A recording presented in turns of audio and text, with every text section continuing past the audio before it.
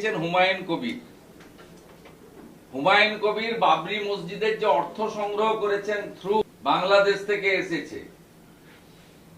দাদা, শুভেন্দু অধিকারী দাবি করছেন বাংলাদেশ থেকে টাকা এনে বাবরি মসজিদ করা হচ্ছে, কি বলবেন? শুভেন্দু অধিকারী একটা মূর্খ আর একটা পাগল।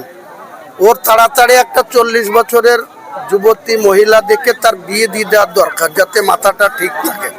কারণ বিয়ে শাদী করেনি তো, কেউ সুসভা করার লোক নাই, তাই আবল তাবল কথা বলে বেড়াচ্ছে যে আমি বাংলাদেশের জামাতের টাকা নিয়েছে। আর এখানে কারা টাকা দিচ্ছে ওপেন করেছি।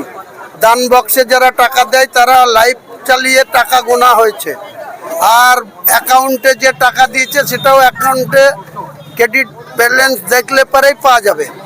এই মূর্খ ছাড়া আর কি বলা যাবে? একটা মূর্খ আর একটা দাঙ্গাবাজ, সবসময় হিন্দু হিন্দু হিন্দু করে, এটা সংবিধান মানে না, তার কথার আর কি উত্তর দেব? এই বিষয়ে কি বলবেন?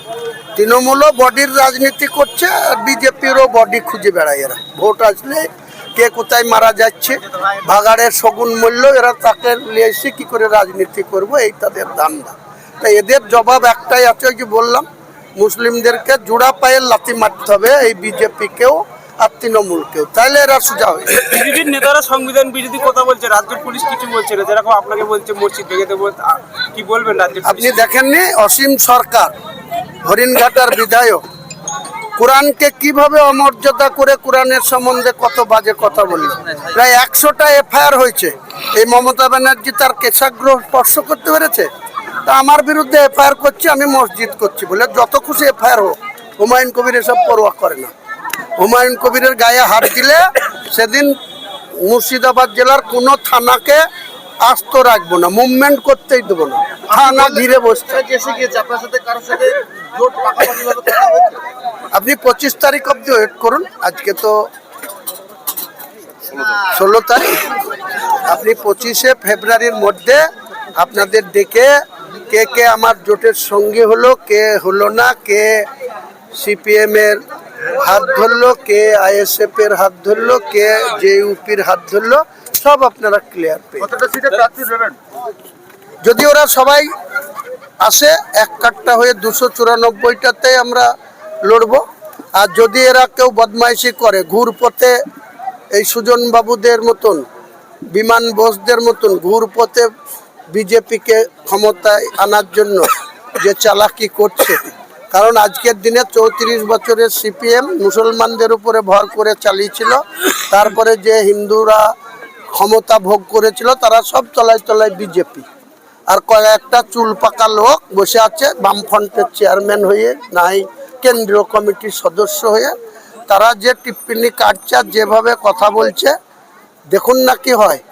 আমি বলছি যদি কেউ আসে সবাই 294টাকেই অল আউট করবো, আর না হলে আমি একাই ছোট ছোট শরিক দলকে নিয়ে, কয়েকটি রাজনৈতিক দলকে নিয়ে, মিমকে সঙ্গে নিয়ে আমি 182টাতে আসনে প্রার্থী দেবো, আর 162টা জিতে আগামী দিনে মুসলমানরাই বাংলার সরকার।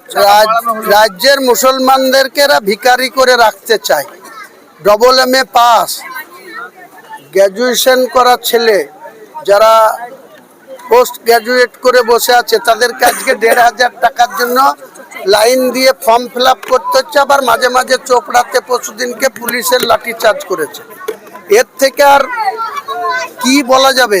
এই সরকারকে আর কিভাবে আখ্যা দেওয়া যাবে?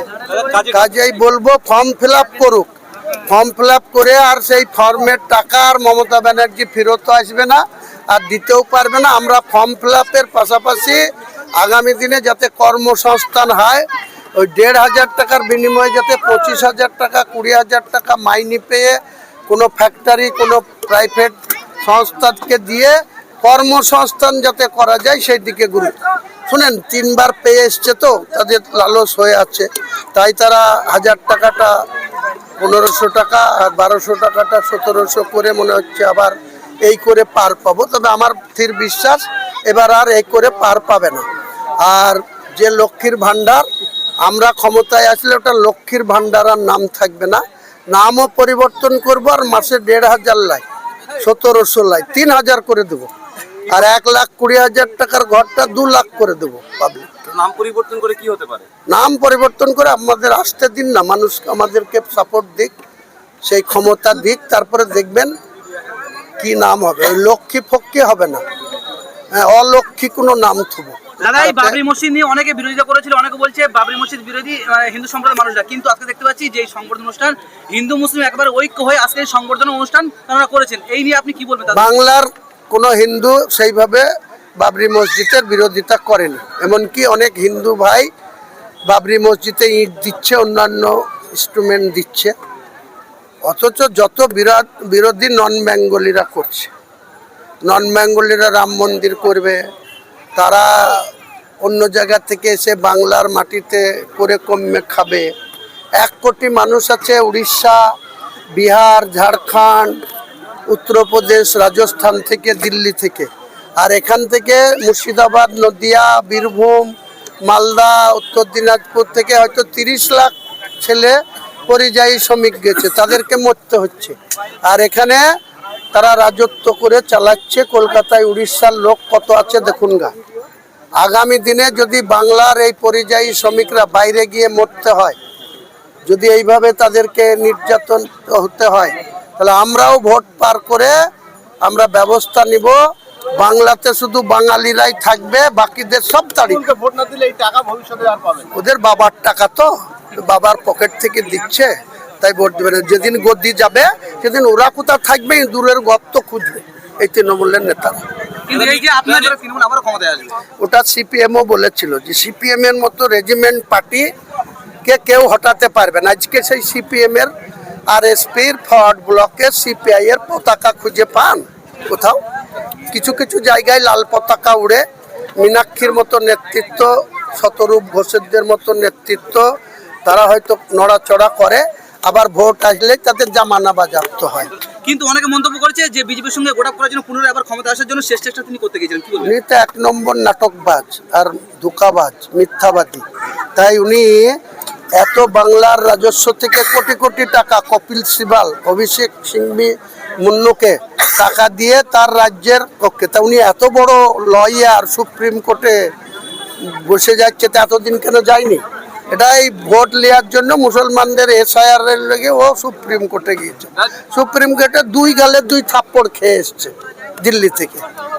নির্বাচন কমিশন 7 জনকে বরখাস্ত করেছে এবং তাদের বিরুদ্ধে এফআইআর করার অনেক আগেই ব্যবস্থা নেওয়া উচিত ছিল, এদেরকে সিঁড়িঘরে পাঠানো উচিত ছিল অনেক আগে। আর যে কোনো জায়গায় যাচ্ছি, শুধু পুরুষ মানুষ না,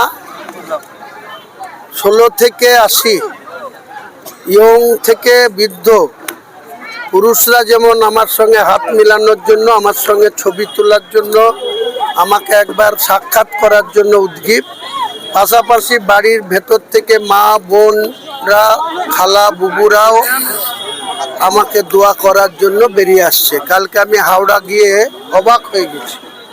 আমি পরশুদিনকে করণদিঘি গিয়ে, মালদার মালতীপুর গিয়ে, বৈষ্ণবনগর গিয়ে, বিভিন্ন জায়গায় যেখানেই যাচ্ছি, মানুষের এই সমর্থন বা এই ভালোবাসা মহান আল্লাহ তাআলা রাজি না থাকলে কোনো মতেই সম্ভব নয়। তাই মহান আল্লাহ তাআলাকে আপনাদের মাধ্যমে লাখ লাখ শুকরিয়া জানাই। মানুষ যেন আমাদের ন্যায় কাজের সঙ্গ দেয়, ন্যায়ের সঙ্গে থাকে।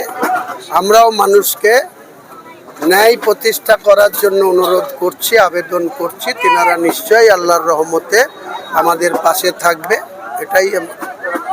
দাদা, বাংলাদেশের নির্বাচনের পর বিজেপি দাবি করছে যে বর্ডার এলাকা দিয়ে জামাতিরা এইদিকে ঢুকছে এবং বর্ডারের এলাকায় যারা ইন্ডিয়ান আছে তারা বর্ডার ছেড়ে পালিয়ে যাচ্ছে, আতঙ্কে আছে, কি বলবেন? ভারতবর্ষের ডিফেন্সে কারা দায়িত্বে আছে? ভারতবর্ষের স্বরাষ্ট্রমন্ত্রকে অমিত শাহ বসে আছে। বিজেপির লজ্জা করে না? এতদিন ধরে কেন বর্ডারগুলা তারা কাটের বেড়া না দিয়ে খালি রেখেছে? মমতা ব্যানার্জির সাথে এত সখ্যতা কেনই বা মমতা ব্যানার্জি বর্ডারে কাটা তার লাগানোর জন্য ল্যান্ড দেয়নি, জমি দেয়নি? আর কেনই বা এই অমিত শাহ দলরা কিছু অসামাজিক অসৎ ব্যবসাদের কাছ থেকে টাকা লুটার জন্য বর্ডারগুলোকে এইভাবে ওপেন রেখেছে? আজকে চোরের মায়ের বড় গলা, দায় তারা ক্ষমতায় বসে আছে, আর তারা দায় দিবে বিরোধীদের উপর। বিরোধীরা ক্ষমতায় আসলো, ওরা ছেড়ে দেখ, আমাদেরকে গদিতে বসাক, আমরা যথাযথ ব্যবস্থা গ্রহণ করব। সামনে বিধানসভায় কাদের কাদের সঙ্গে জোট করছেন আপনি? দেখুন, জোট তো আমি ওপেন করে রেখেছি যে যারা তৃণমূল কংগ্রেসকে ক্ষমতাচ্যুত করতে চায়, এই তুলাবাজ মিথ্যাচার দুর্নীতিগ্রস্ত সরকারটাকে পরাস্ত করতে চায়, সে সিপিএম, কংগ্রেস, তার সঙ্গে আইএসএফ, আজাদ সমাজ পার্টি, এসডিপিআই, যতগুলো বাংলায় দল আছে, নতুন করে একটা জাতীয় উন্নয়ন পার্টি হয়েছে, সবার জন্য আমি বলেছি আমরা সবাই বসে, আমরা ইগো ছেড়ে, লড়াই ছেড়ে, আমরা সবাই এক কাট্টা হয়ে আগে এই মমতা ব্যানার্জির চোরের সরকারটাকে পরাস্ত করার জন্য ডেকেছি। আসলে